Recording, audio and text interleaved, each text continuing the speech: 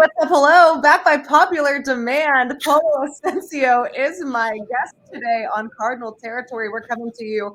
He's live from St. Louis. I do see the sun, so that's a nice sign. The St. Louis Cardinals probably happy to get out of Boston. They were the Red Sox. The pitching staff as a whole gave up 36 runs and 46 hits. That is not going to do it. They went 1-5 over the last week. Welcome back to reality. Polo, what do you got? Watching the St. Louis, first of all, before we get into it, thank you, Katie Wu. And I know when you say by popular demand, it was probably my daughter with her 17 different handles asking for me to be back. So thank you, Katie, and everybody at Fall Territory. Watching that series of the Cardinals in Boston was like watching a lamp fall slowly, knowing that it's going to break and you cannot do anything to stop that lamp from falling and breaking. But the lamp doesn't break because it's made out of plastic, like bamboo. It bends, but it does not break. And just as a lot of people were not on the wagon after the Cardinals swept the Minnesota Twins, now people are like, you see, I told you they were not that good. I mean, we as fans are really fickle. Like when our team, and in this case, we're talking about the Cardinals, when they sweep somebody early in the, oh, that team is bad, that team is not, oh my God, they don't have any good pitching. But then they lose to the Red Sox. You see, I told you we were terrible. It's like, what? Who are we? What are we? And I get it. You know, there was a lot of runs, and yet the pitching didn't help. And, you know, Ryan Helsley, I mean, how many times is he going to do that in a season? Maybe twice. And you know, Katie, and anybody who's followed baseball over the years, we know that relievers, especially closers, they're gonna mess up once or twice a season. And hey, Ryan Helsley, that was his one for the month of April. You know, hopefully he doesn't have one maybe until the month of June, and then he goes on a path of destruction and just, you know, burns everybody with the hell's bells. So yeah, it was a really bad series. But it's not the end of the world. Again, it's only 9 games into the season, and a lot of people are, oh, this is terrible, this is horrible. Come on, people. Before the season started, a lot of you had the Cardinals at 2-7 after 9 games. They're 4-5, right? So guess what? We are ahead of the game. Now we go to Pittsburgh, then we come back home against Philadelphia. Let's see what happens. I mean, let the boys play, and let's look at the good, at the positive. And you know me, Katie. I am very pessimistic, right? A lot of people, you're always so happy. And I'm like, no, it's not that I'm happy. It's just like I am a pessimistic that puts a good act out there for people. And I still see this team doing good. You know, like when with the Minnesota Twins and the series against the Angels. Oh, look at the starting pitchers. Oh, everybody's pitching 5-6 innings. Oh my God, this is great. This is great. They go to Boston. Fetty has a bad night. Michaelis has a bad night. Let's hope that's not the norm, and it's just something that happened in Boston. And again, Boston is weird. You know, the history, the ghost, Fenway Park, the little thing that walks around with the big green head, and then the celebration, Wally, and then it's so cute. And his girlfriend or wife, or who is she? The mistress? I have no idea who she is, but she's with Wally all over the place. So you know what? It's Boston. Give it to them. It was their opening series. Let's move on. To me, after the first, after everybody opens their season, now the real season starts, right? And going into Pittsburgh, it's not going to be easy. I know you're going to face this really tough pitching. What happens if the guys continue to hit? And I know that, you know, I don't want to go ahead and move ahead to what we want to talk about, or you want to talk about, because I have no idea what she wants to talk about. Oh, me neither. Yeah. That's what makes you great, Katie. We don't know what we're going to talk about. And next thing you know, it's going to be 40 minutes. You're like, you know what? We already went too long. So let's see what happens. You know, it's 9 games into the season. I still like what I see. And yeah, the pitching, again, against Boston, it wasn't great, but the hitting was pretty good, right? So coming into the season, the question was, oh, are this guy's going to hit? Is this going to hit? Is this guy going to hit? Well, guess what? Everybody is hitting. Even Wilson Contreras is hitting little by little. Mason Wynn, you know, the first few games here in St. Louis, he goes to Boston, hits everywhere. So people, relax, come down, and trust me, I'm not drinking no Kool-Aid. I'm not a company man. I say what I feel, and what I feel right now is like, let's not panic. It's way too early to panic. The Central Division is going to be a tough one, but I still believe this team can take it. And I'm not going to say they can take it easily, but they can take it. I feel like fans needed to hear some positive talk because it was not a positive weekend. I mean, I had fun in Boston. I had fun. I definitely. Happy birthday, by the way. Lamps, thank you. Finally 21. Not finally 21. Another year older. Definitely not wiser. Actually, getting dumber by the year. I think. Yes. Yeah, I second that.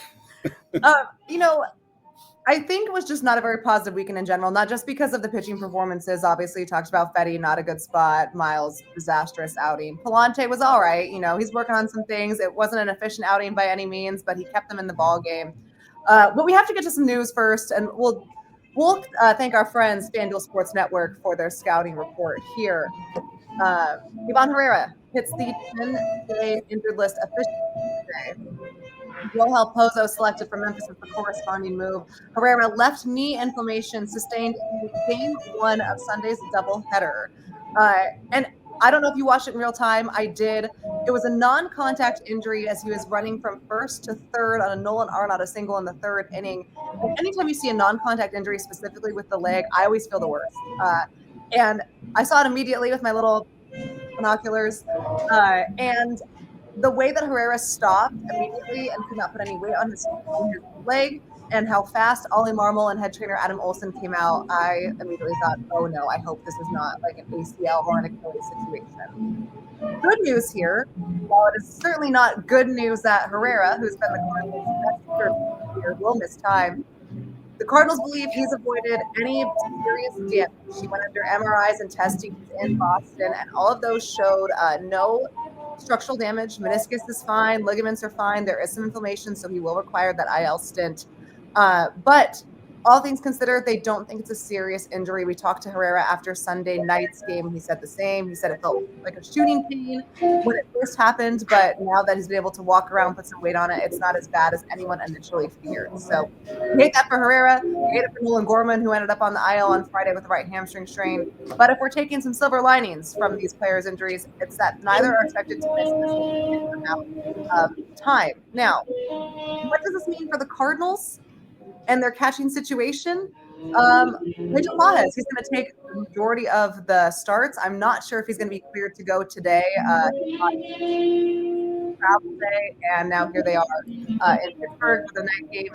So maybe you'll see Pozo get the start today. But until Herrera comes back, you're going to see Pedro Pajes behind the plate. What do you think we need to see from Pedro? Obviously, the bat is not the same as Herrera's, and I wrote about that in The Athletic last week. But kind of fill that gap. He's certainly a capable catcher. We know that. He is. He's capable of catching. He's capable of throwing, and he can hit, right? Obviously, Iván, 3 home runs here, 1 home run over there. So it's at least at the beginning, the numbers are explosive.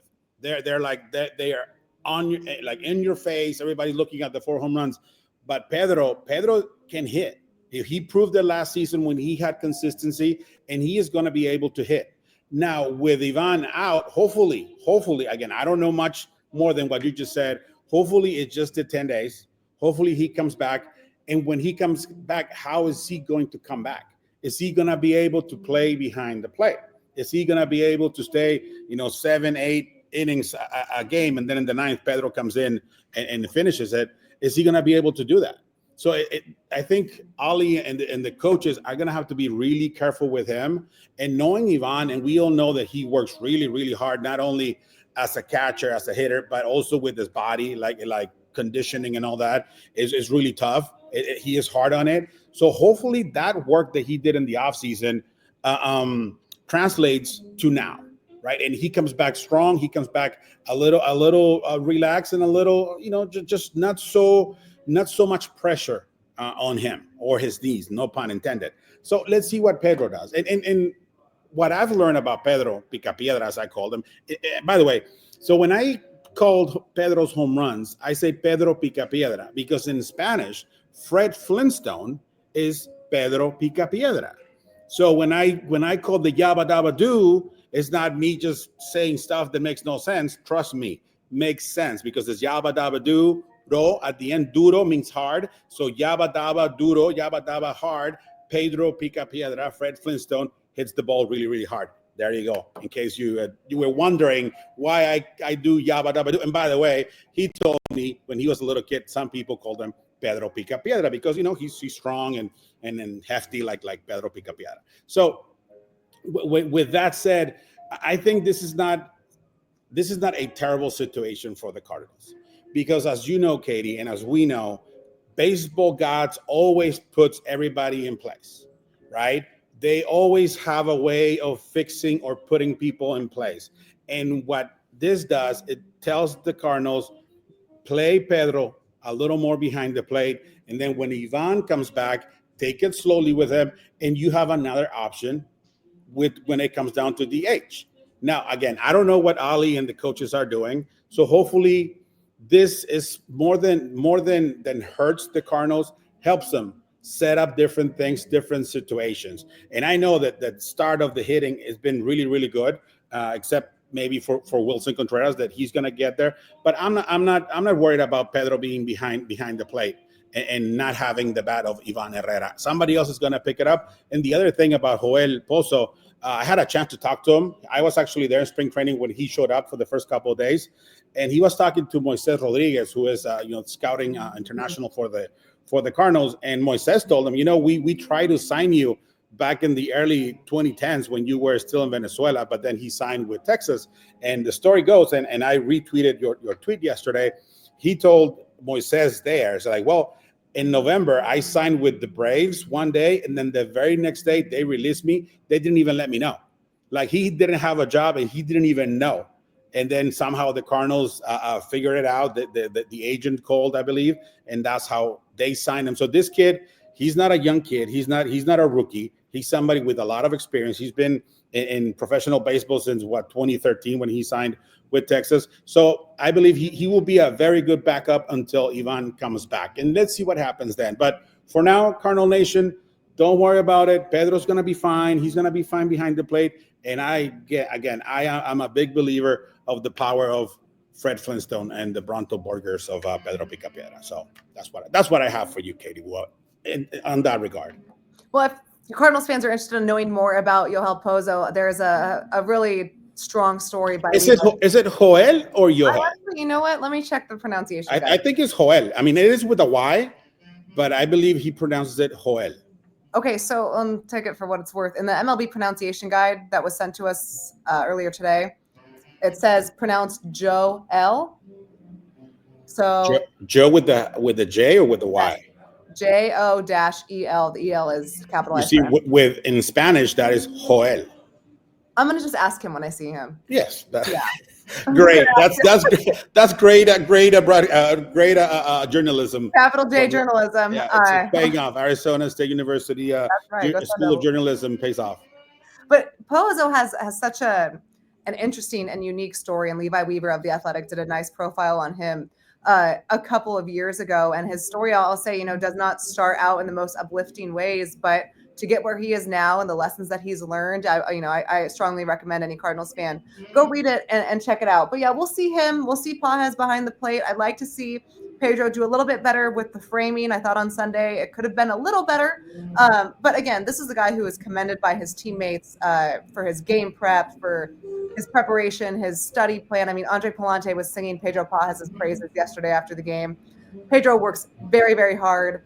No, he does not have the pure power barrel bat of Iván Herrera, but he's more than capable of getting things done. Heck, he drove in 3 runs on Sunday, coming in as an emergency replacement. So I think he'll be just fine there. Something I do want to talk about is the bullpen. And as a bullpen believer, I'm refusing to admit that I was wrong. But no, I do think we have some things to address there with the bullpen. I think it's pretty interesting. We'll get a first kind of look at how Oli Marmol does his development in real time. First, though, we need to hear from our pals at Hungry Root. Kratz, do you like spending an hour on grocery shopping? Nope. Speed up the process, please. Introducing Hungry Root to the FT fam. Now we can all be bougie with our own personal shopper to handle the food shopping, including recs based on what you're looking to put in your body. I stack my Hungry Root box with items like gluten-free, dairy-free blueberry waffles for breakfast, shrimp veggie bowls for lunch, and a little filet mignon with potatoes and broccolini for dinner. You can also say just, hey, Hungry Root, I eat paleo, or I'm vegetarian, in, and they load up your cart with personalized recommendations. And those recs keep evolving as they learn about what you're into. Also, no BS, as in no artificial sweeteners or preservatives in any of Hungry Root's food. You're going to love Hungry Root as much as FT does. Take advantage of this exclusive offer. For a limited time, get 40% off your first box, plus get a free item in every box for life. Go to hungryroot.com/FT and use code FT. That's hungryroot.com/FT, code FT to get 40% off your first box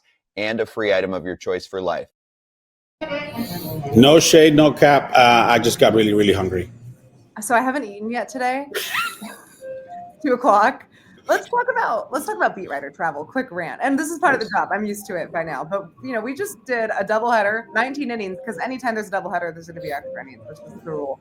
I leave Fenway at midnight. I get to my hotel at 1. My alarm was up at 4:45. 8 a.m. flight to Pittsburgh. Back at the hotel. I got to be at PNC Park in about 60 minutes. We're still back. I knew we were back when in the first week of the season, we had 3 rain delays, 3 extra innings, and a doubleheader. And you and I both grew up in California, so this rain delays were not a thing for me growing up. I never saw the tarp at Oracle Park or at the Coliseum. I was like, what a waste of space. Now I see the tarp. It's there. It's part of the picture. It's part of the background or the scenery or everything. And when I used to go to games in LA and when I worked with the Dodgers, I think I saw that thing maybe in 10 years, maybe 3 times, maybe 3 times, and never a postponement let's stop the game and then we'll play, but never hey, come back in 3 weeks. But it is the Midwest. It is St. Louis. That's why they have a day in between opening day and the rest of the week. And to have a little rain opening day, I think it's washing away the bad thoughts of those out there. They're still negative about the Cardinals, and I get it, right? Negative sells more than happiness, unless you're really, really good, like the Blues are doing right now here in St. Louis. RPB, let's go Blues. I know. Hey, let's get the cup. Let's turn into. I went to the game the other day. It was fun. I like Blues games. I have too much fun at Blues games. If you've ever seen me at a Blues game, I'm sorry. That's not a true reflection of who I am. No, it is. It is. So, but no. It's fun. Right now, it's beautiful. It's sunny. It's a little windy. And right now, it's great. But if you look at the weather for the weekend, it might not be this great. But hopefully, things change. The weather, the pattern, summer. Beautiful pool here at One Cardinal Way, which, by the way, you are invited again. And then let's see what. Does not need to be. If you ever see me at One Cardinal Way, I'm so sorry. That's not a true reflection of who I am. Now, is it a true reflection of what we saw, or is it true what we saw? Is that the reflection of the Cardinals bullpen, Katie? I mean, I think, and I believe you and I had this conversation, and nothing against anybody, right? Like if you see me 10, 12, 13, 15, whatever years ago when I started in this business, I was not as good as I am. I was good, but not like who I am right now. Right. We grow, we develop. Yeah, There's development in media too.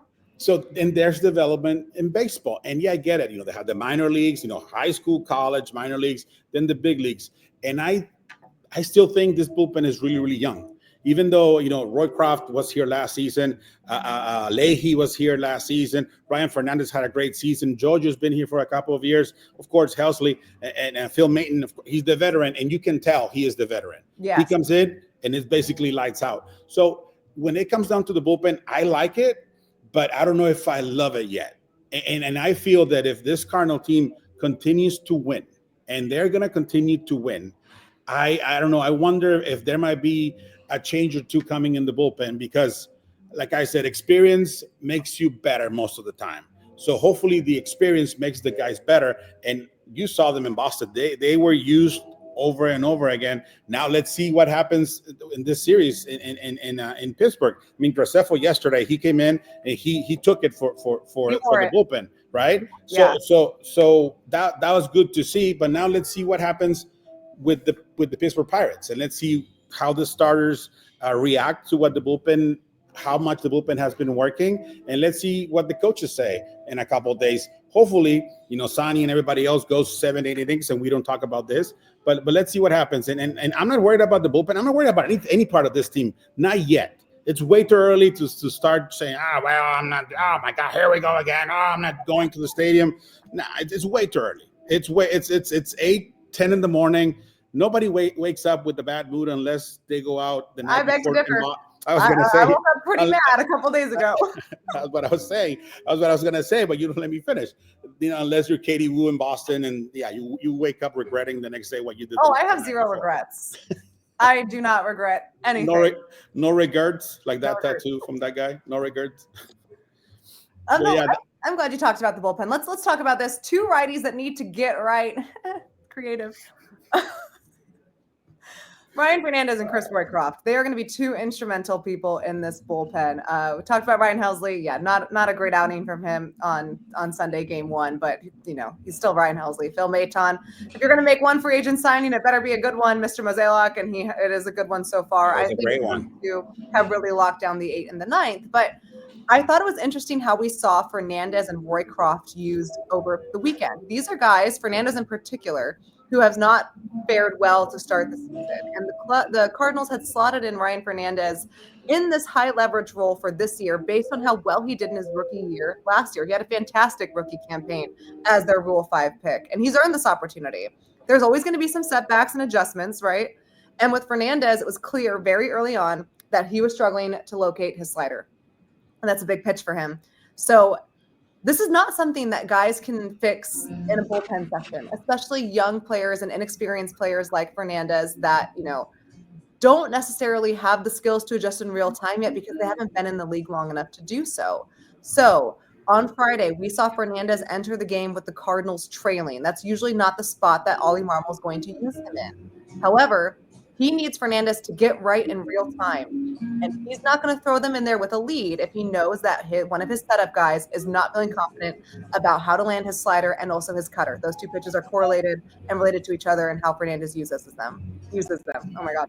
So throw Fernandez in. It doesn't go well. The Red Sox continue to score. He's still struggling, but he comes out of that game and he goes up to Oli and he comes up to the media after and he said, that outing was so helpful to me. My last 2 pitches I threw felt really good, and I think I figured out where I need to be. So we'll see in Pittsburgh what he looks like. I know he threw like 5 pitches in the 10th in that walk-off loss, but unearned run. He didn't put the guy on second. Rob Manfred did. Same situation with Chris Roycroft. Well, he's not going to be used in as high leverage situations as Fernandez yet because he is still relatively new. He's also going to be a big piece for this bullpen, not just this year, but going forward. And he was having a hard time landing his sinker. So he got roughed up, 2 stressful outings, he said. I believe he had 2 earned runs earlier in the week in his last outing. It doesn't look like the Chris Roycroft that the Cardinals expected to see. So when I saw him warming up and the Cardinals were down 18-3 in the 7th, I thought, what the heck are you doing? I didn't use heck, by the way. I was like, what? Put Burleson on the mound. You're not going to have enough pitching, Let me talk to you guys after the game. I did ask Oli Marmol, what was the point in having Roycroft in? Because obviously there's something you wanted to work with from him. There's no other reason he's in the game other than that. So that's exactly right. We put Roycroft in there because he needed to work in real time, a real game situation on landing his sinker. His mechanics were all out of whack. He didn't feel confident. He gets right in that game. And then he said, and I believe this is a perfect example of when we say development in the major leagues. The game had spiraled out of control by then. Roycroft's working on some stuff. He has the opportunity to do so in a big league setting. He walked out, go talk to him. I think he feels pretty confident. We walk over there, and he is like, this was helpful. This is exactly what I needed. I feel so much more confident going into the next series because I think I figured things out in real time. So I thought that was like a pretty good microcosm and maybe helpful for fans who are not quite understanding how this transition year, development year will play out. Those 2 situations over the weekend with Fernandez and Roycroft are not their usual usages, but they served a different purpose for the long run. And, I'm still a believer in the bullpen. I still think that they have a lot of weapons. And while it didn't make sense in real time, I do see what the purpose was there, and talking to both those pitchers and seeing the relief in real time makes sense to me. And a lot of things don't make sense in real time. like that, what you just said. I guarantee you, myself included, like, why, if we are down by so many runs in the 7th, 8th inning, why don't we put Burleson to pitch? Why don't we put Donnie to pitch? Somebody that wants to throw a couple of pitches, and he brings the young guys. Now it makes all the sense in the world, right? Because if there's a position inside a major league roster that cannot go down to get fixed and come back up the next day, or cannot work things out on the side, it's a reliever. Because if you have a bullpen as a reliever before the game, then you're not going to pitch that game.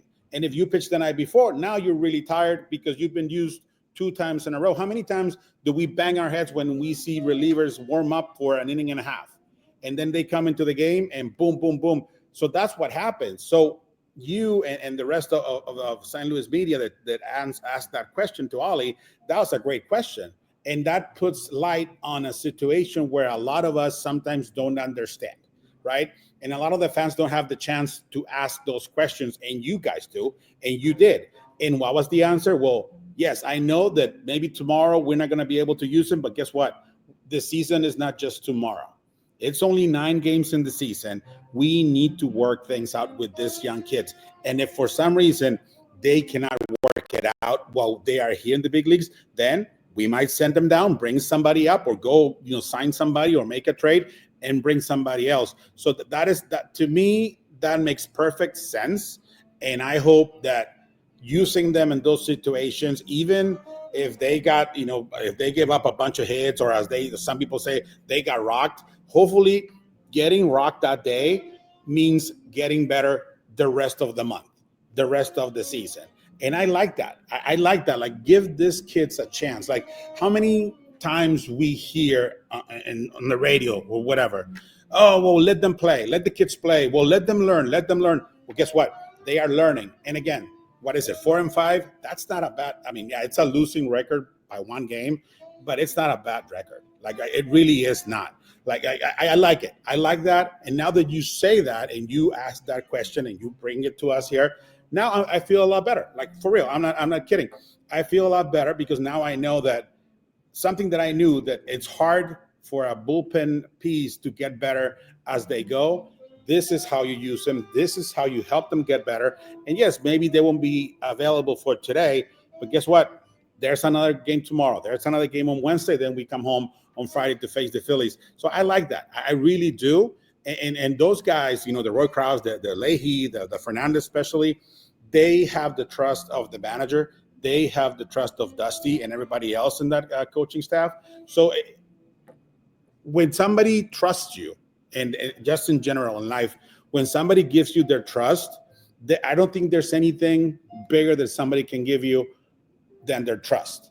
If they trust you with secrets, with whatever, with life, with even when you're ranting about something, appreciate that. And I hope that the kids appreciate that trust. Everybody in that team, and talking about the bullpen, appreciates that and shows their appreciation by developing and by doing the best they can to succeed and be part of this team. Because I said it before, and I'm going to say it, this is going to be a fun season. We might not win, or the team might not win 100 games, 95 games, but this team is going to be there. It's going to be exciting. Like I said before in this show, I don't know, 20 minutes ago, I'm a very pessimistic person, but for some reason I trust this team in doing something good, right? And like I said the other day, if you're not here when we are not great, don't come back in September when we are about to celebrate and pop champagne. Oh, they will. That's the part of being the fan. You and I know this. We ride the roller coaster together, whether we want to or not. I can't escape it. It's everywhere. Neither can you. It's everywhere. It's everywhere, and I cannot wait. It's been too long since my little squinty Mexican eyes have been burned by champagne and beer. So it's time, and I see it coming. And hopefully, the bullpen. And I know the bullpen is going to be a big piece. It's going to be a big piece. I like the hitting. I like the defense. We haven't talked about defense. They're to me, they're having a really good year. Everything is very, very tight. and I like it. Oli making some situations, some decisions that at times we scratch our heads, like yesterday. But now, thanks to you and only you, Katie Wu, now everybody knows why Roycroft was pitching in the 8th inning against the Red Sox when the team was 18-3. And by the way, I don't know if we're going to talk about this, but the way the guys came back in the 9th inning, yes, I know it was like 10, 12 runs, but it would have been easy for them to just go in there and just try to pop up and let's go to Pittsburgh. This is done. No, they came and then boom, boom, boom. They made Alex Cora and the Red Sox at least scratch their heads and move around the dugout, because it was starting to get not uncomfortable, but it was starting to get to a point where like they might have to use their big relievers, right? Not just the guys, the mop-up guys or whatever you want to call them. They were about to start using their big guys because the Cardinals kept on coming. The young rebirds kept on coming. And I like that. I like that. I love that. I really do. You can't see it, but I am doing it's cute. I like that little bird thing. Yeah, that. No, I agree. And they did that on Friday too, having to get Chapman in the game. They, we'll see how it goes. We'll break down the upcoming Pittsburgh Pirates series, but first we got one more sponsor read to do. More food? Oh my gosh, where'd you go? There you are. I'm here. No, there you are. You need to talk to literally, what am I doing right now? What is fun? I have no idea. Like I said, 3 hours of sleep. Tell me what it is and I'll just do it live.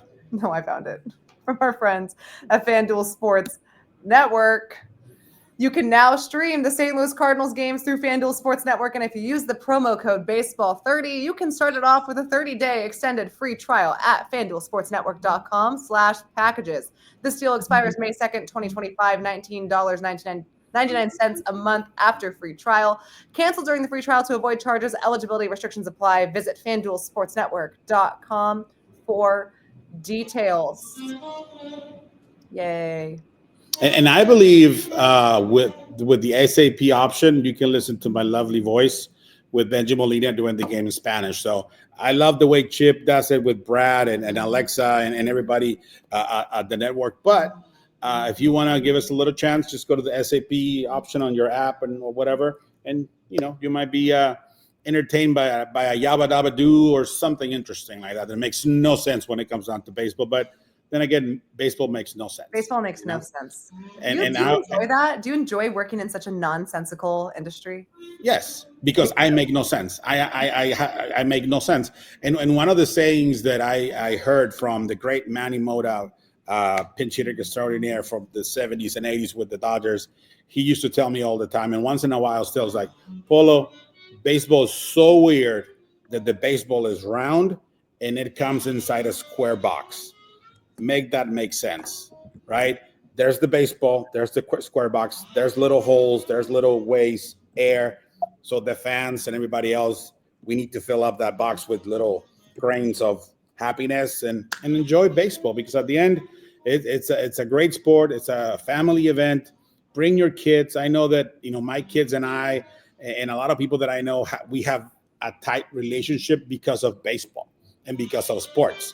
Because when we lose, we are all hurting. And when we win, we are all celebrating. And we cannot say that about everything in life. But with sports, with baseball, when we lose, trust me, we all hurt the same. And when we win, well, some like Katie Wu celebrates a little extra. But I'm on but yeah, sometimes we celebrate Katie Wu. But yeah. Thanks for having me again, Katie. I mean, this is fun. It's like 30-some minutes, and they go by really, really fast. And why? One, because you're Katie Wu. You're the queen. Two, because it's baseball. It's freaking like baseball. This is like every phone call we've ever had where we're both like, okay, just a quick call. And then the next thing I know, it's been an hour and a half. I know. That's just because, I don't know, it's fun. We click. We get each other. That's why we're friends. No. Wait, put it. No, over here. No, go this way. Go the other way. What? Yeah, the other hand. Use the other hand. No, use the other hand. No, to the other side. I see you on the other side. I don't know how this is working. Your other hand. There. Now get close to the middle. Get it close to the middle. More. A little more. There you go. Kinda. That's a crooked heart like the one you have, or whatever you have left of your heart. But anyway. All right. Got him. The Cardinals will take on the Cardinals will take on the Pirates starting today at 6:40 Eastern time. Matthew Liberatore gets a start against Carmen Levensky, who was a reliever last year, high leverage guy with nasty stuff to the point where I walked into Oli Marmol's office after a game and we were both like, what the heck was that? He stretched out as a starter with both Jared Jones and old friend Johan Oviedo on the IL to start the year. Big primetime matchup on Tuesday. Sonny Gray, Paul Skeens. I did see snow in the forecast, which is absolutely disgusting. So hopefully it is not that bad. And then Wednesday, getaway day, Eric Fetty, Mitch Keller. Cardinals will see some pretty tough arms. I looked at I don't know if the Phillies have set their probables, but I was just looking at, what it's projecting as, and you should see Zach Wheeler and Aaron Nola, I believe, with Pittsburgh. I mean, not Pittsburgh, with Philadelphia, maybe Jesus Luzardo. So it'll be a good test for this offense that we are pretty excited about, and we'll see how this looks in just a couple of hours. My friend Polo Ascencio, thank you so much for joining me, the voice of the Spanish radio broadcast of the St. Louis Cardinals. You can follow him on both Twitter and Instagram. I recommend Instagram, hilarious content, at PoloView on IG. Every now and then it's like a disgusting photo of me, so if we could just avoid that, I'd be okay. No, I'm super excited. I can't wait to see you over the weekend. Maybe we'll get some Ted Drews, get some T-Dogs, all the things we enjoy. All the things that we enjoy in St. Louis. And again, you can listen to our broadcast, La Tremenda 880 on the app, or our friends at FanDuel, SAP, Polo Ascencio, Benji Molina. And perhaps, if somebody else asks me to come back, I mean, I'm not saying somebody else besides you, but, the fans want me back, I'll be back for the fans, because I'm a man of the people. I'm the people's champ, like The Rock. When he was good Rock, now he is bad Rock. I don't like him. He's bad Rock now. You kind of look like The Rock with the black shirt and the chain. But it's more like, right? It's more like Stone Cold, Steve Austin. Because he's bald. I'm wearing this hat. By the way, do you get this thing? It's play ball. Cute. Get it? All right. Cardinals fans, thanks so much for tuning in. As always, I'll be back with Bernie Mikolas for at least 2 more episodes this week. For Polo Ascencio, I'm Katie Wu. I got to make my way to work. We'll talk soon.